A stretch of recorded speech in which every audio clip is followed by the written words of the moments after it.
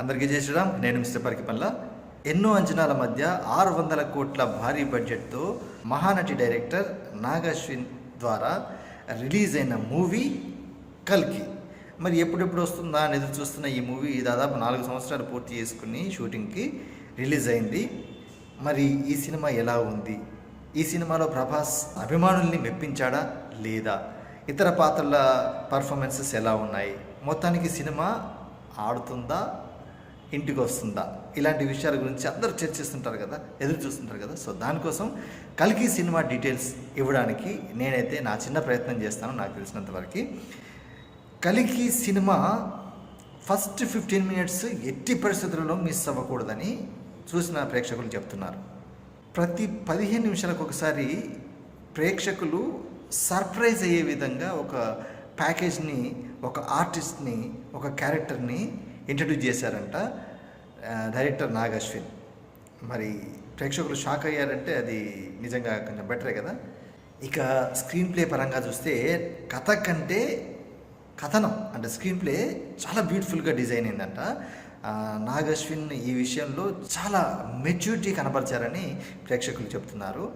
ఎందుకంటే screen play చాలా బ్యూటిఫుల్గా ఉందంట. ఎక్కడ ఏం జరుగుతుందనేది సర్ప్రైజింగ్గా ఉంటుందంట. సో దానికి ప్రేక్షకులు మంత్రముగ్ధులైపోతున్నారు. ఇక ఈ సినిమాలో నిజానికి చెప్పాలంటే అమితాబ్ బచ్చన్, కమల్ హాసన్ వీళ్ళిద్దరి భుజస్కంధాల మీద ఈ సినిమా నడిచింది అనే విధంగా ఉంటుందంట. ప్రభాస్ క్యారెక్టర్ కామెడీ ఉంటూనే ఫైటింగ్స్ కానీ ఎమోషన్స్ కానీ అద్భుతంగా పర్ఫామ్ చేశాడని చెప్తున్నారు. సో ఇన్ని చేసినా ఫస్ట్ హాఫ్ కొంచెం స్లోగా ఉంది, సెకండ్ హాఫ్ మాత్రం పీక్స్ అని చెప్తున్నారు.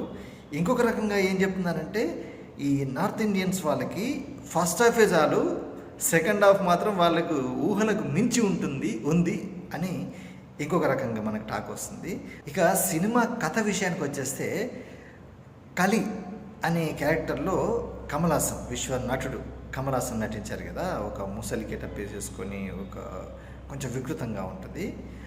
ఆయన ఈ ప్రపంచాన్ని, ఈ సృష్టిని నాశనం చేయడానికి ఎన్నో రకాల ఎత్తుగడలు అవి వేస్తుంటాడంట. ఈ ఎత్తుగడల్ని భార్గవ క్యారెక్టర్లో ఉన్న ప్రభాస్, తర్వాత కల్కి వీళ్ళిద్దరు కలిసి చిత్తు చేస్తూ సృష్టిని రక్షించడానికి ప్రయత్నం చేస్తుంటారంట. ఇక ఈ సినిమాలో నటించిన ఇంకొక క్యారెక్టర్ దీపికా పడుకొని ఇంతవరకు చెయ్యని క్యారెక్టర్ ఇది అని చెప్పే విధంగా ఉంటుందంట. ఆమె ఈ క్యారెక్టర్ ద్వారా పండించిన హావభావాలు, చేసిన పర్ఫార్మెన్స్ ఆమె ఇప్పటి వరకు చేయలేదు అనే విధంగా ఉందంట. ఆమె కెరీర్లోనే ది బెస్ట్ పర్ఫార్మెన్స్ అనే విధంగా ఉందంట.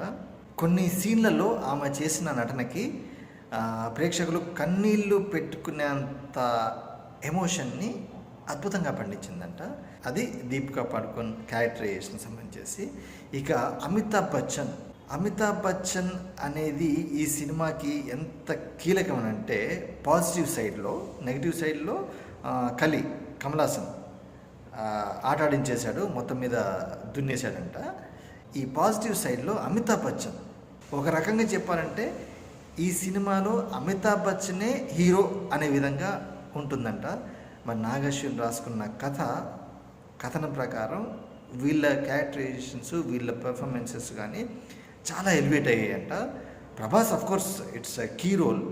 కాకపోతే ఈ రెండు క్యారెక్టర్స్ ఏదైతే కమల్ హాసన్, అమితాబ్ బచ్చన్, ఈ రెండు క్యారెక్టర్స్ చాలా ఆకట్టుకునే విధంగా ఉంటాయంట ఈ సినిమాలో.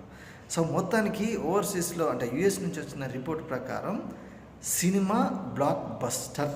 ఇక ప్రభాస్ అభిమానులు వాళ్ళ ఆనందాన్ని ఎలా పంచుకుంటారో, ఎలా ఆపుకుంటారో తెలియదు, అంత బ్యూటిఫుల్గా ఈ సినిమాని రూపొందించారంట వైజయంతి మూవీ మేకర్స్.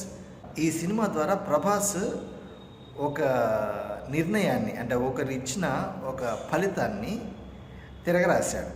ఒక అతను చెప్పారు కదా ప్రభాస్కి ఇక హిట్లు ఉండవని. సో ఆ హిట్లు ఉండవు అనేదాన్ని తిరగరాసి ఇది ఒక అద్భుతమైన హిట్గా ప్రభాస్కి అందించారంట నాగ్ అశ్విన్. సో ఇక మన తెలుగు ప్రేక్షకులు ఈ సినిమాని ఎలా రిసీవ్ చేసుకుంటున్నారు ఏంటి అనేది మళ్ళీ ఈవినింగ్ ఇంకొక వీడియోలో పెడతాను. జై శ్రీరామ్.